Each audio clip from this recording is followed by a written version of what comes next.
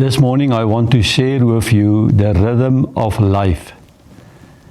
Now, to get to this point, what I want to share with you, as far as I can remember, I was always a student of the Bible. I always studied the Bible, but it happened about 12 years ago that it was an intense Bible study, and the Lord revealed many things to me, saints. We know the scriptures, but it is as if the scriptures is not falling in place, in context, what the Lord wants to show us, especially as New Testament believers.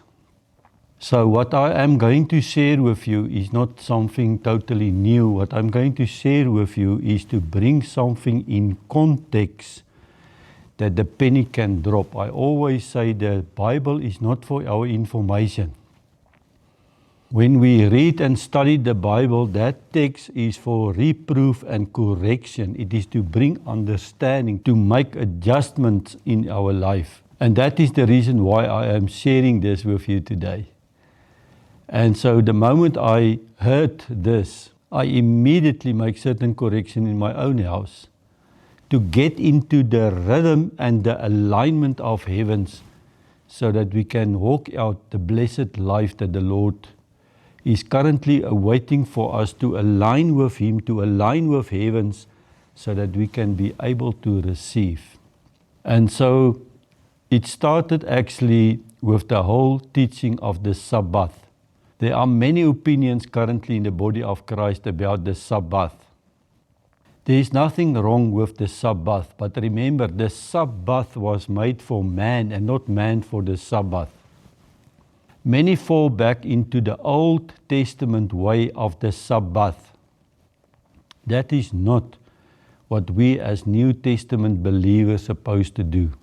I am convinced now to tell that you can do the Sabbath as you wish, but there is a deeper meaning of the Sabbath. And please go, I already recorded it several times now. Noach is the Old Testament word to go into that rest before the fall. Adam opened his eyes in his dominion rest. Then the fall came, and Paul wrote in Hebrews 3 and 4, let's go back now to our original state of rest. Let us labor to enter to that rest. But that rest is what Hebrew 4 is speaking of.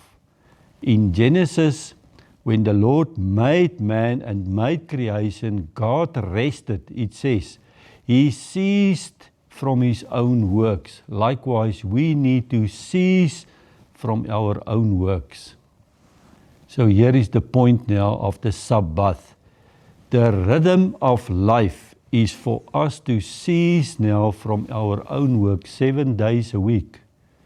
On the 7th day, the Sabbath, that rest is to actually bring you to a place of stock taking. That rest is not to close your eyes and sleep for 24 hours and then open and break your fast. That is not biblical. The Lord Jesus Christ on the Sabbath did not sleep. They accuse Him every single time of things that He did on the Sabbath.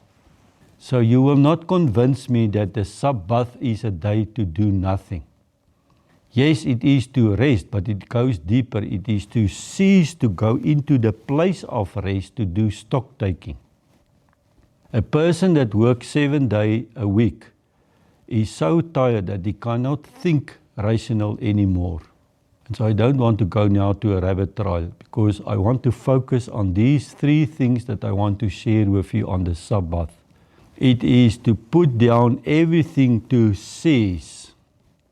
You can still lay in your bed, do nothing, and be so occupied between your 2 ears that you do not rest. And that is really a problem of our society today. And I am speaking to myself that social media keeps us so busy. It is just another praise and worship song. It is just another prophetic word. It is just another teaching. It's just another encouragement word. And so we need to force ourselves to a standstill on the Sabbath day to take stock. Here is the next thing. When you obey the Sabbath day, you come into the rhythm. When you go into silence, you will hear the Holy Spirit speaking to you. Listen carefully. There are aspects in your life, in your finances, in your marriages to release. And that is the second point of the rhythm of life. There is a release. The Shemitah year, even 7 years, there was a release of the debt, the release of the land, the rest of the land. And the Lord is saying, as I release every 7th year, the Shemitah year, the penny just dropped for me, and that is what I'm doing, and I'm just sharing it with you, whether you're going to do the rhythm of life or not. This is what the Holy Ghost is telling me. Every 7th day you take stock on the 7th day. What are the things in your life that is not working? In the finances, in your marriages, in the relationship, in yourself, you put it on the altar and you give it to the Lord so that He can deal with it. That brings me to the point of Psalm 5:3 in the Passion Bible, where David wrote these things, and he said, at every sunrise, while I am preparing my prayer of sacrifice, I lay down, listen carefully to this, the elements of my life on the altar. That is exactly the point that I try to make. What are the elements that we can put on the altar? And then he says, that now I am waiting for the fire to fall on my heart.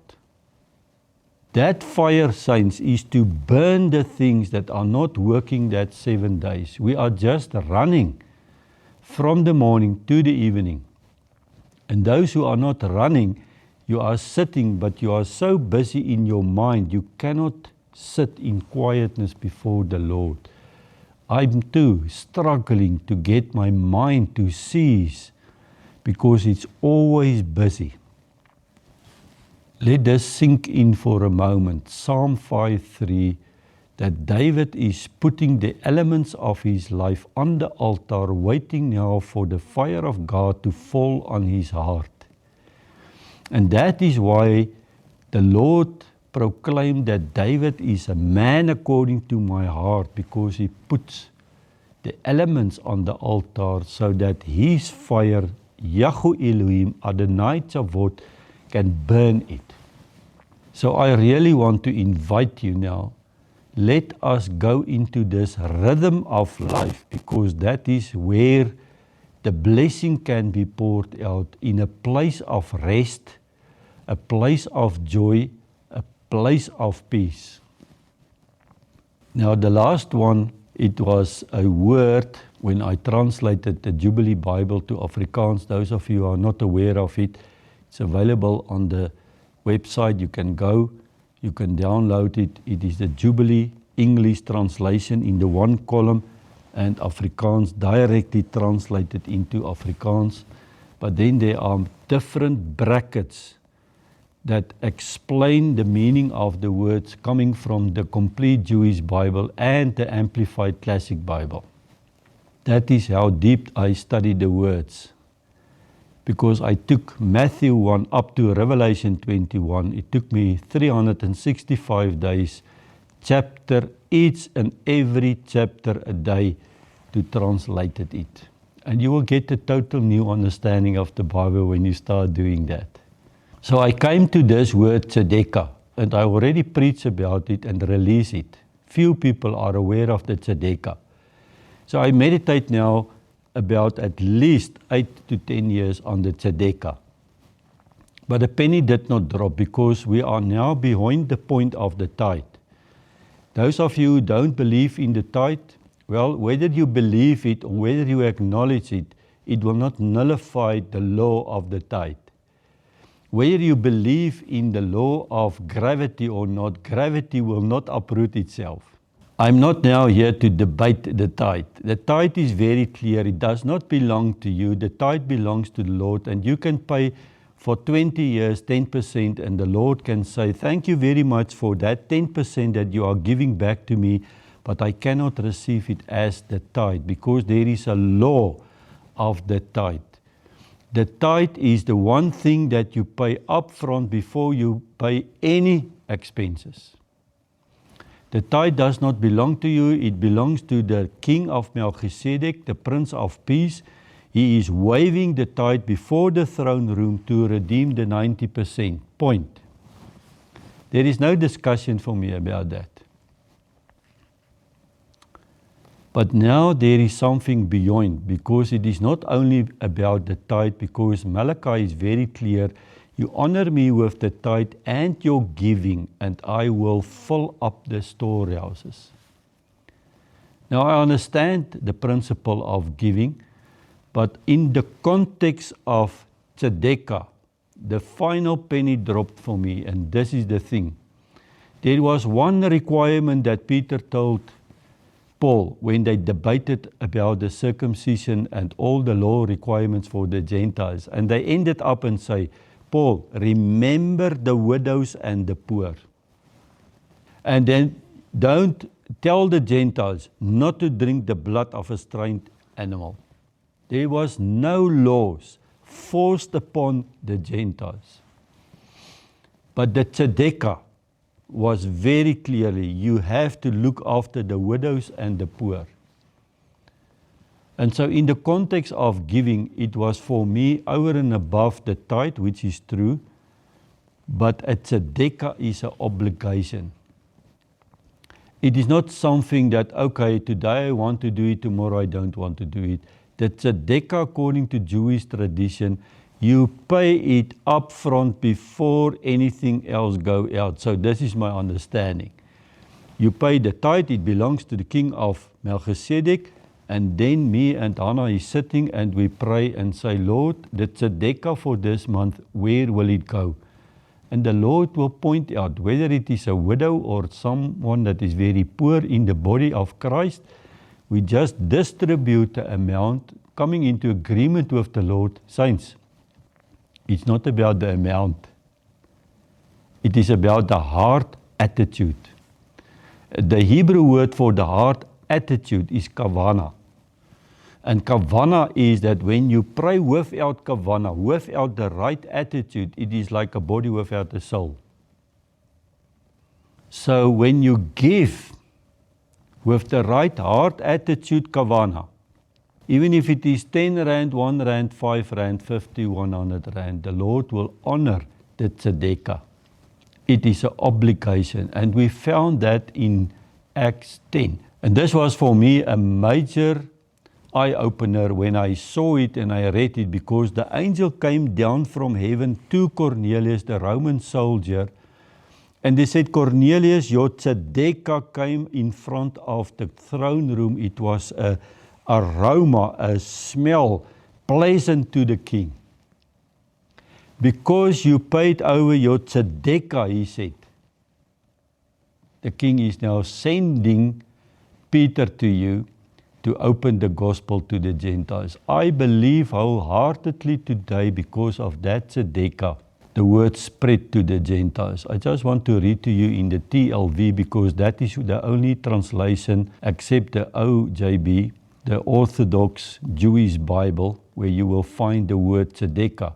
In all the other translations, it referred to a giving or an alms. Let me read to you Acts 10, verse 4. He started at him in terror and said, What is it, Lord? And the angel said to him, this is now Cornelius, your prayers and tzedekah have gone up as a memorial offering before God. And then verse 5, just to make sure you understand the context. Now send men to Joppa and call for Simon, also named Peter. He is being entertained as a guest by Simon the tanner, whose house is beside the sea. So you know the rest of the story, how Peter then came to Cornelius, and he was still speaking to Cornelius. The Holy Ghost fall upon the whole house, even before baptism. And Peter was very astonished, and what is happening here? How is it possible now to refuse you to be baptized as Gentiles? The Holy Ghost already came upon you. That is what the tzedekah is doing.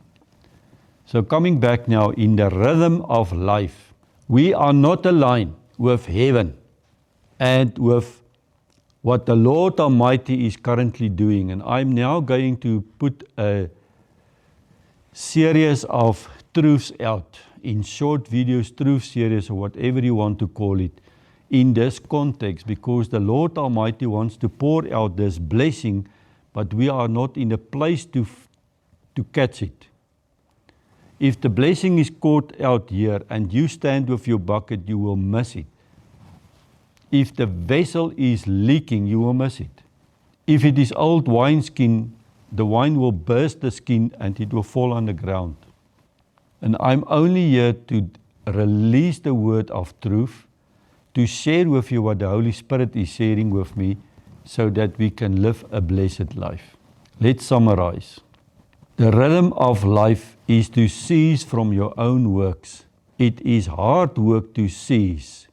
It is harder work to cease to do nothing than to start up and do anything. It is harder to trust the Lord in doing nothing, that He will supply in all your needs. We just want to be busy. We think if we sit down, God is not going to provide. We think we need to do. And the context of this Sabbath day is to cease from your own works, to sit down and back and take stock. And after 7 days, every single week, release on the altar the elements in your life that is not working. Let the fire of the Lord fall upon your heart and burn it. It is not to debate about it. It is not to analyze it. It is only to come to the place to acknowledge, I am currently on the surgery table. And when the Lord revealed things to me yesterday, He revealed a major thing to me. And here is the thing that I want to share with you. In the one hand, we believe these things. In the other hand, there is something that pulls us back into unbelief. In the end result of that is actually a wound. A wound that we are standing at a place that it is dangerous to hope. That's what the body is telling you. You cannot hope because you are disappointed. Those are the kind of elements that we need to put on the altar. And then I am challenging you now to walk with me this journey. The tithe does not belong to you. We are now living this the past 7 years. The tithe is not mine. I just give it to the King of Melchizedek. It belongs to him, and he supernaturally redeemed the 90%. And let's take now a further step into the tzedekah. Let's look after the poor and the widows. And it is not to give to the poor on the street. That is not what I am talking about. I'm talking to sit in communion with the Lord under the influence of the Holy Spirit, and to ask the Holy Spirit to guide me where this tzedekah must go. And that tzedekah, saints, will be an aroma, a smelling on the throne room that will pleases the Lord, that will open the door. Please go and listen to my teaching about Lazarus. It's profound what the Lord showed me. I never heard it, and I'm going to share with you. So Lord, I bless the listener now today, that I release a blessed life over you now. If you are willing to come into the rhythm of life that the Holy Ghost showed me, to cease now from your own works, to come into alignment of heaven and Holy Spirit, to release the elements of our life not applicable anymore, to look after the widows and the poor, that the heavens will flood your expectation, that you will stand in awe, because when that heavens pour out that blessing, is that you will only become the distribution channel of heaven, because it is not for you. But there will be plenty, sufficiently, abundantly enough for you to live a blessed life. Do you know how it feels to reach a stage where you say, Lord, I am so content, I have no need. So when things are coming, who needs it? Where must it go? That is the blessed Holy Spirit-filled life, coming into the rhythm of life. I hope this is a blessing for you as it is for me always. In Jesus' name, amen.